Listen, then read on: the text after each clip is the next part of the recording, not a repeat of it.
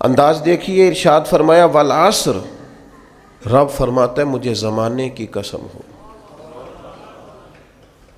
اللہ کو بھی قسم اٹھانے کی ضرورت ہے، مالک کریم کو بھی کیا حاجت ہے کہ وہ قسم اٹھائے، لیکن تاکید کر کے بات ذہن میں اتارنے کے لیے۔ انسان کا مزاج ہوتا ہے نا، جس بات پہ قسم اٹھائی جائے اس کو انسان سمجھتا ہے زیادہ پکی ہے، تو طبع انسانی کے مطابق بات کی۔ فرمایا والعصر، زمانے کی قسم ہو۔ انسان کو پیدا کرنے والا رب قسم اٹھا کے انسان کی ایک بات کرتا ہے، والعصر، مجھے قسم ہو زمانے کی، ان الانسان لفی خسر۔ انسان کو پیدا کرنے والا رب فرماتا ہے بے شک انسان خسارے میں، گھاٹے میں، نقصان میں۔ لوگ اس کو کہہ رہے ہیں بڑا سیٹ ہے، لوگ کہہ رہے ہیں بڑا کامیاب ہے، یہ بھی کہہ رہا ہے اللہ کا بڑا شکر ہے، لیکن پیدا کرنے والا رب، انسان کو بنانے والا، اس کو جاننے والا رب فرماتا ہے مجھے زمانے کی قسم ہو یہ نقصان میں ہے۔ اور خسارہ اس خسارے کو نہیں کہتے ہیں کہ لوگ کہتے ہیں میں نے کاروبار کیا تھا تو نفع نہیں ہوا، نقصان ہوا۔ خسارہ اس خسارے کو کہتے ہیں جو اصل مال بھی ضائع ہو جائے، راس المال بھی ضائع ہو جائے تو کہتے ہیں خسارہ ہوا ہے۔ یعنی اس کے پاس جو تھا اس میں بھی یہ خسارے میں، کہ یا اللہ سارے خسارے میں ہے؟ فرمایا نہیں، الا الذین آمنوا،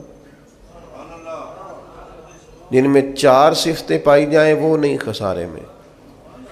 ان میں پہلی صفت یہ ہے کہ الا الذین آمنوا، بے شک وہ لوگ جو ایمان لائے، مگر وہ لوگ جو ایمان لے آئے، جن کا ایمان مضبوط ہو، جن کا عقیدہ ہو کہ اللہ ہمارا رب ہے، وہی پیدا کرنے والا ہے، وہی رزق دینے والا ہے، اسی کی تقدیر کا غلبہ ہے، رب کریم ذرے ذرے کو جانتا ہے، اللہ تعالیٰ نے جس حال میں رکھا ہے یہی حال میرے لیے بہتر ہے۔ انسان محنت پوری کرے، نتیجہ اپنے رب پہ چھوڑ دے، اسباب سارے جمع کرے، بھروسہ اپنے اللہ تعالیٰ پہ کرے، عقائد کے لحاظ سے پختہ ہو، اور پھر اس کا عقیدہ ہو کہ بعد از خدا بزرگ توئی قصہ مختصر۔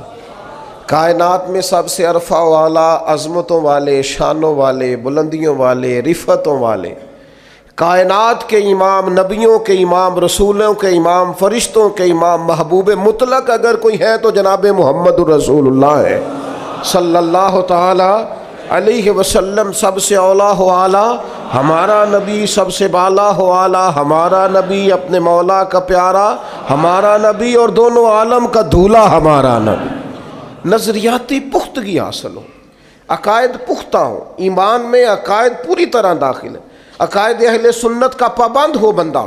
پھر ایک اور بنیادی عقیدہ ہے، اسی ضمن میں سارے عقائد آ جاتے ہیں، فرشتوں پر بھی ایمان ہو، اللہ کے تمام انبیاء پر ایمان ہو، اچھی بری تقدیر پر ایمان ہو، لیکن ایک بنیادی عقیدہ جس کو عقیدہ آخرت کہا جاتا ہے، اس پر انسان کا ایمان ہونا بڑا ہی ضروری ہے۔ اگر آخرت پر ایمان کمزور ہو جائے تو دنیا میں جتنے بھی عمل ہم کرتے ہیں یہ سارے کمزور ہو جائیں۔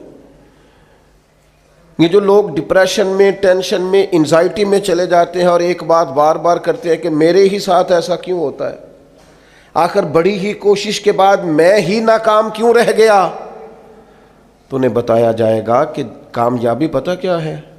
لا یستوی اصحاب النار و اصحاب الجنہ، اصحاب الجنت هم الفائزون۔ جنتی اور جہنمی برابر نہیں ہیں، کامیاب وہ ہیں جنہیں اللہ تعالیٰ نے اصحاب جنت بنایا ہے۔ جو جنتی ہیں وہ کامیاب ہیں، جس کو اپنی آخرت کے تعلق سے اللہ تعالیٰ نے فکر سلیم دی ہے، راہ ہدایت دی ہے، اعمال حسنہ پر استقامت دی، اور وہ سمجھتا ہے کہ میں محنت اپنی آخرت کو ٹھیک کرنے کے لیے کر رہا ہوں، جد و جہد میری اپنی قبر کے لیے، حشر کے لیے، آخرت کے لیے۔ آخرت پر جس بندے کی توجہ ہے وہ بندہ کامیاب ہے۔ اس لیے دنیا میں اگر دنیاوی طور پر کوئی ناکامی آ بھی جائے تو کوئی اتنی بڑی ناکامی نہیں ہے، اس لیے کہ اصل کامیابی آخرت کی کامیابی۔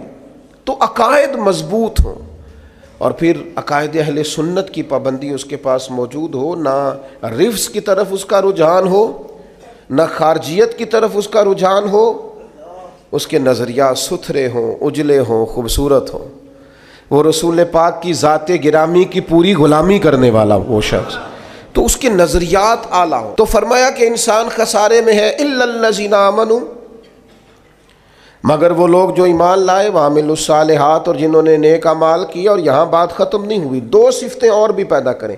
یہ دو باتیں ان کی اپنی ذات تک تھیں، آمنوا وعملوا الصالحات، یہ دو باتیں ان کے اپنے لیے تھیں۔ اب وہ سوسائٹی کو کیا دیں؟ دو کام معاشرے کے لیے بھی کریں، وتواصوا بالحق، حق بات کی نصیحت کریں وہ معاشرے میں، خیر کی بات کی نصیحت کریں، وائرل باتیں نہ کریں کہ آج کل یہ موضوع چل رہا ہے تو ذرا میں اس پر بولوں گا تو کچھ ویوز میرے بھی بڑھ جائیں گے، وائرل باتیں نہیں کریں وہ، وتواصوا بالحق، وہ حق بات کی نصیحت کریں، کلمہ حق کہیں اور حکمت کے ساتھ کہیں، ادعو الی سبیل ربک بالحکمہ، دانائی کے ساتھ کہیں، لوگوں کو سمجھانے کی نیت سے کہیں، کلمہ حق ان کی زبان پر آئے۔